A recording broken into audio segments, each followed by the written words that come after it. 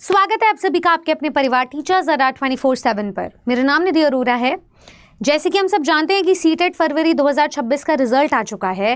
Result के बाद पूरा डेटा भी आ चुका है कि करीबन 26 लाख अभ्यर्थियों ने इस पेपर में रजिस्टर किया था और 25% रिजल्ट दिया है। अब उस डेटा के बाद क्या रिजल्ट दोबारा जारी हो सकता है? अब इस बात का पता आपको आज के ऑफिशियल नोटिस से चलेगा, क्योंकि पब्लिक नोटिस के अकॉर्डिंग स्टूडेंट को 500 रुपए के बदले में उनकी OMR शीट की कॉपी और कैलकुलेशन शीट दोनों ही बांटी जा रही है, ताकि वो चेक कर लें कि उनके आंसर की के अकॉर्डिंग आंसर बढ़े या नहीं। जो सवाल उन्होंने चैलेंज पे डाले थे उन सवालों का क्या किया गया।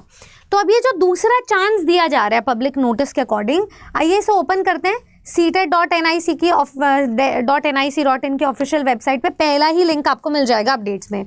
तो ये आ जाती है सार्वजनिक सूचना, जिसमें कहा गया है कि उम्मीदवारों की जानकारी के लिए सूचित किया गया है कि बोर्ड ने सीटेट परीक्षा फरवरी 2026 में उपस्थित होने वाले उम्मीदवारों को उनके अनुरोध पर निर्धारित, क्योंकि स्टूडेंट्स ने रिक्वेस्ट किया था, तो निर्धारित शुल्क के साथ OMR शीट के प्रति के साथ गणना शीट प्रदान करने का निर्णय लिया। ऐसा पहली बार देखा जा रहा है सीटेट एग्जाम में।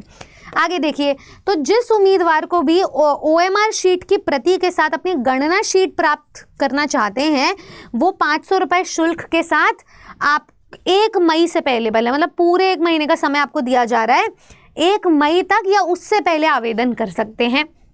दूसरा पॉइंट इसमें ये बोला गया कि जिन लोगों ने RTI पहले ही डाली हुई है, जिनको ट्रांसपेरेंसी चाहिए, OMR शीट पूरी देखनी है, वो और या फिर उन्होंने आवेदन भी अगर किया है तो उन्हें भी शुल्क देना पड़ेगा। तो 500 रुपये शुल्क के साथ आपको इसके लिए नए सिरे से निर्धारित तिथि से पहले आवेदन करना पड़ेगा। अच्छा, निर्धारित शुल्क किसी भी अनुसूचित बैंक द्वारा जारी सचिव दे दिल्ली, ठीक है, CBSE के पक्ष में बैंक ड्राफ्ट के माध्यम से इस कार्यालय को भेजा जा सकता है। तो आपको बैंक ड्राफ्ट के अकॉर्डिंग डिपॉजिट करवाना पड़ेगा।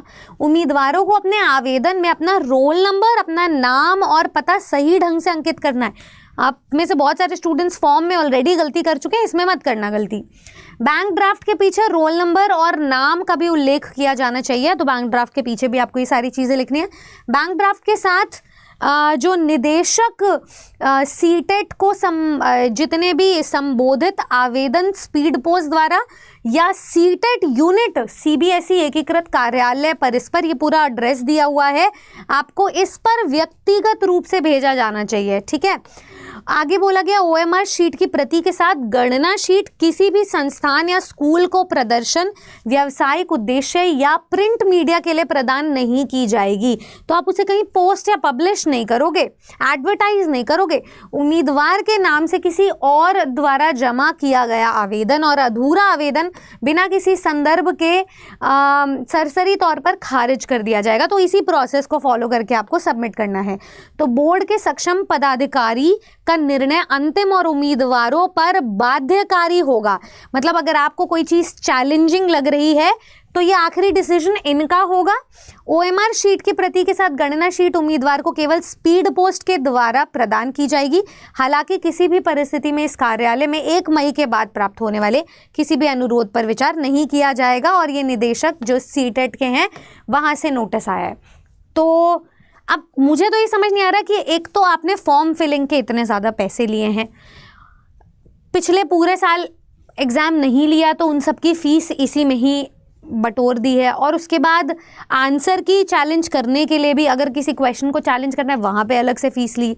अब OMR शीट की कॉपी अगर किसी स्टूडेंट को चाहिए, अगर किसी को परिस्थिति प्रश्न सूचक लग रही है, जो स्टूडेंट 1-1, 2-2 नंबर से रह गए, उनको भी 500 रुपये भरकर ही क्या सीटेट क्वालिफाई करना पड़ेगा क्या?